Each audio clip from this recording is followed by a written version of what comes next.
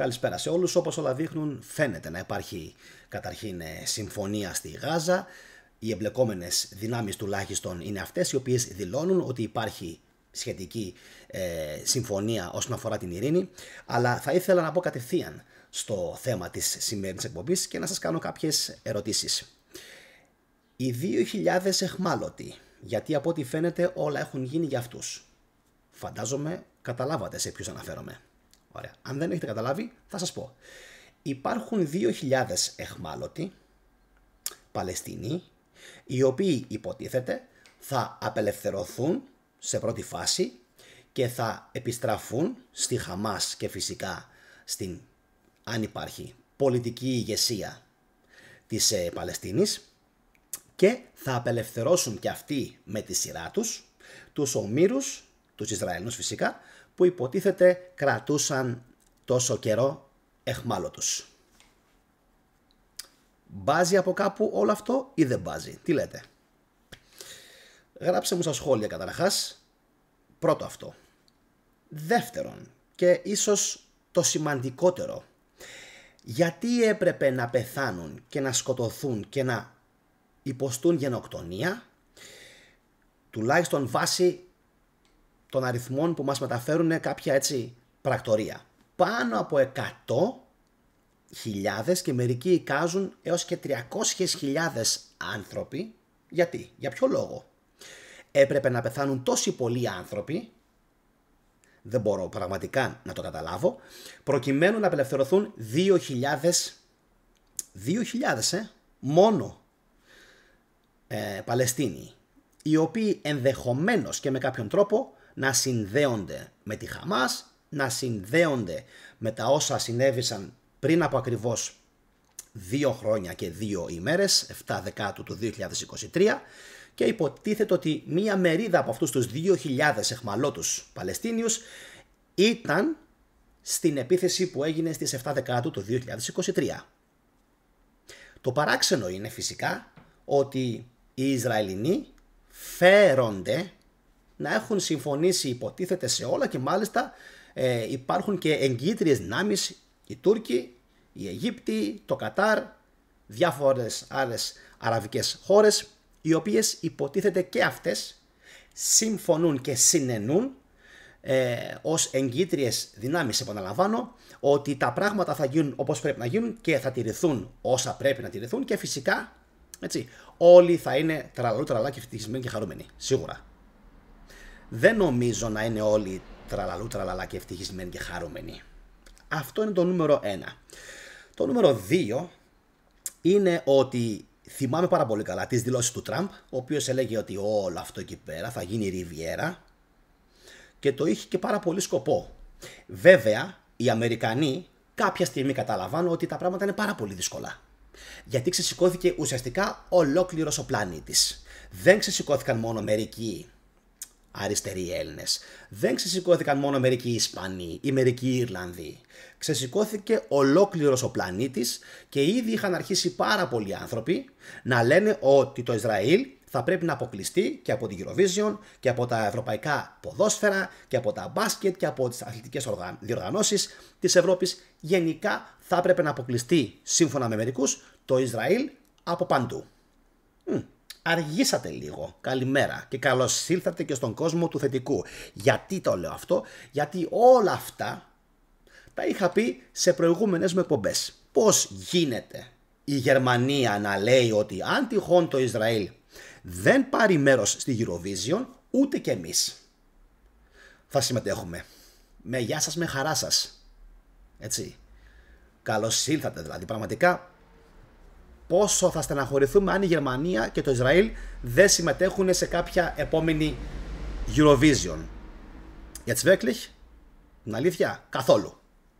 Δεν θα στεναχωρηθούμε καθόλου, γιατί το έχω πει και σε άλλες μου εκπομπές, ότι ενώ τους Ρώσους, καλός κακός θα το κρίνει η ιστορία, ενώ τους Ρώσους τους τιμώρησαν και τους απέβαλαν από παντού, δεν έχει γίνει το ίδιο πράγμα για τους Ισραηλινούς.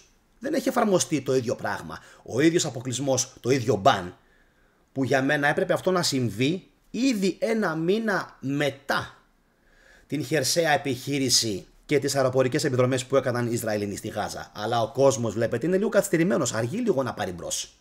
Όταν εγώ τα έλεγα αυτά περίπου τον Δεκέμβριο του 23, ότι όλα αυτά μου φαίνονται τόσο τέλεια στημένα και τόσο βολικά για το Ισραήλ, ότι το Ισραήλ θα μεγαλώσει. Παιδιά, το Ισραήλ θα μεγαλώσει. Κάποιοι με κοιτούσαν και τι έκαναν, έξαν κεφαλάκι, όπως πάντα. Όταν όμως άρχισαν να βλέπουν ότι όσο κρατάει αυτή η πολύ μυστήρια και παράξενη, και είμαστε Έλληνες, πάντοτε κρατάμε πισινές. Πάντοτε. Αμφισβητούμε τα πάντα. Βλέπαμε λοιπόν ότι όσο κρατάει αυτή η παράξενη, ύποπτη ομηρία των Ισραηλινών, έτσι, από τη Χαμάς, τόσο το Ισραήλ έβρισκε ευκαιρία να σφυροκοπήσει ξανά και ξανά και ξανά περιοχές και οικοδομικά τετράγωνα στη Γάζα. Έλα λίγο κοντά μου, τα οποία ποιος θα τα νοικοδομήσει, πιστεύετε? Ο πόλεμος έχει και πάντα ένα μεγάλο όφελος. Και ποιο είναι αυτό? Τόσο στη διάρκεια του, κάθε βόμβα που πέφτει και κάθε σφαίρα που φεύγει, πηγαίνουν δισεκατομμύρια προς κάποιες συγκεκριμένες τσέπες, ένα αυτό. Και δεύτερον, με την λήξη του πολέμου, και πλέον ευτυχώς είμαστε άνθρωποι και διαβάζουμε και έχουμε μάθει την ιστορία. Και με την Ουκρανία, έτσι, την έχουμε μάθει. Μετά κάποιος πρέπει να ξαναστήσει αυτές τις πόλεις. Τα λέω καλά? Κάποιος πρέπει να τις ξαναστήσει αυτές τις πόλεις. Και όταν λέμε να τις ξαναστήσει, εννοούμε να ξαναφτιάξουν δρόμους, να ξαναφτιάξουν κτίρια, να μπουν τράπεζες στη μέση, να δοθούν δάνεια. Όλο αυτό το κύκλωμα ο κόσμος πιστεύει ότι κερδίζει απλά μερικά 5, 10, 20 εκατομμύρια. Sorry παιδιά, sorry κυρίες και κύριοι, αλλά όχι. Μιλάμε για δισεκατομμύρια. Μιλάμε για δισεκατομμύρια. Τα οποία φαντάζομαι ότι θα πάνε σε συγκεκριμένες τσέπες, οι οποίες τσέπες, να ξέρετε, δεν θα είναι ελληνικές. Δεν πρόκειται τουλάχιστον από ό,τι βλέπω να είναι καν ευρωπαϊκές. Γιατί αν ήταν, πιστεύω ότι οι Ευρωπαίοι δεν θα είχαν πάει τόσο πολύ κόντρα. Αμερικάνικες είναι τσέπες σίγουρα. Αυτό είναι το μόνο σίγουρο. Εντάξει. Τώρα, από εκεί και πέρα, θέλω ο κόσμος λίγο αυτό το σενάριο να το ξανασκεφτεί. Πριν από 2 χρόνια, έτσι, και 2 ημέρες, έγινε αυτό που έγινε. Εκεί κάτω. Ωραία. Κάτι το οποίο είναι εντυπωσιακό είναι ότι οι Ισραηλινοί, προσέξτε το αυτό, οι Ισραηλινοί, η πιο απειλούμενη χώρα στον πλανήτη, άφησε να γίνει ένα μεγάλο φεστιβάλ, έτσι, νομίζω το Σούκοτ, δεν μπορώ να θυμηθώ, δίπλα ακριβώς από το φράχτη. Δίπλα. Δηλαδή, μπαίνεις, απαγάγεις, σκοτώνεις και φεύγεις. Δίπλα ακριβώς. Δεν μπορούμε να πούμε τίποτα. Δεν μπορούμε να είμαστε σίγουροι για τίποτα. Αυτό έχω να πω μόνο. Το σχεδίασαν, το επέτρεψαν, το άφησαν να γίνει, τους εκβίασαν, τους πίεσαν. Δεν ξέρω. Πραγματικά δεν ξέρω. Αυτό που ξέρω όμως με απόλυτη σιγουριά είναι ότι δεν μου αρέσει καθόλου ο τρόπος με τον οποίο εξελίχθηκε αυτός ο πόλεμος. Καθόλου. Η δε γυραιά Ήπειρος, γυραιά η Ευρώπη, έδειξε αντανακλαστικά, όντως, γυραιάς Υπήρου, έδειξε αντανακλαστικά τόσο καθυστερημένα, τόσο αργά, που αν ο κόσμος με είχε ακούσει και είχε ξεκινήσει να ξεσηκώνεται νωρίτερα και να ευαισθητοποιείται νωρίτερα και να μην προβαίνει σε απίστευτα απάνθρωπες δηλώσεις του τύπου είμαστε με το μέρος του Ισραήλ, το Ισραήλ πρέπει να κερδίσει, το Ισραήλ καθαρίζει την μπουγάδα για εμάς, το Ισραήλ δουλεύει για την Ευρώπη, το Ισραήλ είναι ο συμμαχός μας, το Ισραήλ, το έχω διαβάσει και αυτό στο Facebook και απέβαλα κατευθείαν και διέγραψα ένα άτομο το οποίο είχε γράψει ένα σχόλιο το οποίο βασικά δεν μπορώ καν να το πω τώρα γιατί είναι έντονα βαμμένο ρατσιστικά. Και όπως σας έχω πει, επειδή μεγάλωσα και στο Χάγκεν, στην Βεσφαλία, και πήγα σχολείο στο Ντόρτμουντ, στη Γερμανία, όπου υπήρχε πάρα πολύ έντονο το τουρκικό, το αραβικό στοιχείο και υπήρχε και απειλή. Έτσι, έμαθα από πολύ μικρός να ανταπεξέρχομαι σε αυτές τις καταστάσεις και να νταλαβερίζομαι, να το πω έτσι, με αυτούς τους ανθρώπους. Μαροκάνους, με Τινήσιους, με Αλγερινούς, έτσι. Πολλές φορές και με μαύρους, με πάρα πολλούς πληθυσμούς. Φυσικά Τούρκοι, Κούρδοι, Βόσνοι, Κροάτες, Κωσοβάροι, Αλβανοί. Λοιπόν, όλοι αυτοί, αυτό το μίξ, αυτοί όλοι οι λαοί, αυτοί όλοι οι άνθρωποι δεν είναι εύκολοι. Δεν είναι εύκολοι. Προέρχονται από χώρες φτωχές, προέρχονται από καταπιεσμένα, από καθεστώτα που τους καταπίεζαν, από φτώχεια, από μιζέρια, από πολλές φορές θρησκευτικό ταλιμπανισμό, και αυτοί οι άνθρωποι δυσκολεύονταν πάρα πολύ να ενταχθούν, και μερικοί δεν έχουν ενταχθεί ακόμα στη Γερμανία. Εγώ πάλι μπαμπαμ, έπεσε και το μολύβι. Εγώ έγινα μπαμπαμ, σε εισαγωγικά, έτσι, Γερμανός, ας το πούμε έτσι. Αλλά τι θέλω να πω, είναι δύσκολο να τους έχεις αυτούς τους ανθρώπους γείτονες. Πάω πάσο, το καταλαβαίνω, το κατανοώ. Ωραία.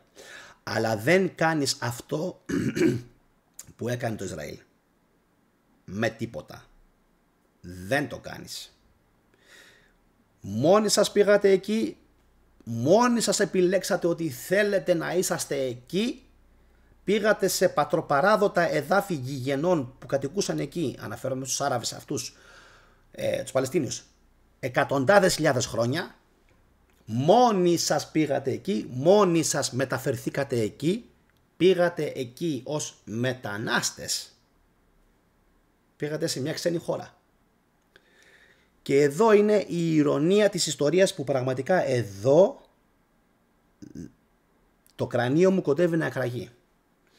Είναι δυνατόν σε μια ιστορική περιοχή να μην είναι αναγνωρισμένο το κράτος Παλαιστίνης, που υπάρχει εδώ και εκατοντάδες χιλιάδες χρόνια εκεί? Παλαιστινιακός θύλακας, πολιτισμός, κράτος για μένα. Και το 47 μπαμ και κάτω να κάνει κράτος το Ισραήλ. Ιστορικά και βάσει διεθνούς δικαίου όλοι καταλαβαίνουμε ότι αυτό ήταν παράνομο, ήταν παράτυπο, δεν έπρεπε να συμβεί και έπρεπε πρώτα να υπάρχει κράτος Παλαιστίνης με αντιπροσωπεία κανονικά στον ΟΗΕ, στα Ηνωμένα Έθνη και παντού, και μετά να γίνει κράτος το Ισραήλ.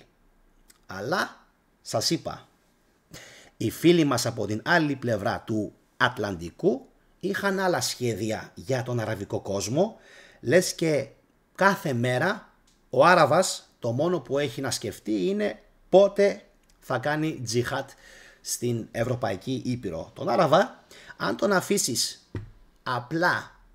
απλά να έχει τη θρησκεία του, αυτό που θέλει, να έχει τη θρησκεία του, τον ημάμι του, το τζαμί του και τη θεοργία του, δεν υπάρχει περίπτωση να σε πειράξει. Αν του προσβάλλεις τη θρησκεία, είναι λογικό και φυσικό και επόμενο να το κάνει. Όπως ακριβώς το κάνουν και οι χριστιανοί. Έτσι, μία σου και μία μου. Ωραία. Γι' αυτόν τον λόγο είναι και τόσο δύσκολο να επιβιώσουν αυτοί οι δύο. Εντάξει. Οι Άραβες μαζί με τους Ευρωπαίους και τους υπόλοιπους. Οι Ευρωπαίοι έχουν δείξει πάρα πολλά δείγματα ότι τους αποδέχονται. Οι Άραβες όμως δυστυχώς είναι λίγο πιο στενοκέφαλοι σε αυτό το επίπεδο. Κάποιοι από αυτούς είχαν καταφέρει, όπως π.χ. ο Σαντάμ και ο Καντάφη, είχαν καταφέρει οι πληθυσμοί να συνυπάρχουν με σχετική αρμονία και συνένεση μεταξύ τους. Είδαμε όμως τι πάθαν αυτοί. Ωραία. Θέλω εν κατακλείδη να πω ότι όλο αυτό που συνέβη, απλά και μόνο για να απελευθερωθούν δηλαδή 2.000, γιατί εκεί θέλω να καταλήξω, για να απελευθερωθούν δηλαδή 2.000 Παλαιστίνοι της Χαμάς, μαχητές. Η Χαμάς θυσίασε 200 και 300 χιλιάδες αθώους Παλαιστίνιους. Ερώτηση. Εσάς σας φαίνεται αυτό λογικό ή παράλογο? Και η Χαμάς, έτσι όπως σας τα λέω τώρα, σας φαίνεται ότι εξυπηρετεί τον λαό της Παλαιστίνης ή έχει κάποιον άλλον αφέντη με βάση αυτά που φαίνεται να διαπράττει? Γράψτε μου κάτω από το βίντεο τη γνώμη σας, τι πιστεύετε για όλα αυτά. Εγώ σας υπενθυμίζω να κάνετε εγγραφή στο κανάλι, like και κοινοποίηση. Ρίξτε αν θέλετε μια ματιά στην περιγραφή του βίντεο και φυσικά στην αρχική σελίδα του καναλιού. Και όσοι από εσάς έχετε κάνει ήδη εγγραφή, απλά χτυπήστε το καμπανάκι σας για να λαμβάνετε ειδοποιήσεις για τις επόμενες εκπομπές του Θετικού. Εύχομαι να είστε όλοι καλά και εύχομαι να σταματήσουν αυτοί οι πόλεμοι, γιατί πραγματικά η ανθρωπότητα έχει κουραστεί πάρα πολύ τα τελευταία χρόνια. Ήδη έχουμε φτώχεια, έχουμε μιζέρια, έχουμε ακρίβεια, να μην έχουμε άλλους πολέμους και να είμαστε στο πόδι και συνεχώς σε εγρήγορση να τα κόβουμε και να τα σταματάμε αυτά. Εντάξει, γιατί ξέρετε, το έχω πει, ήμουνα ο μόνος Έλληνας YouTuber που κάλυψα όλα αυτά τα συμβάντα και πήρα φυσικά το μέρος του αδικημένου. Δεν έχω να πω κάτι άλλο, περιμένω τα σχόλιά σας κάτω από το βίντεο. Να είστε όλοι καλά. Γεια σας.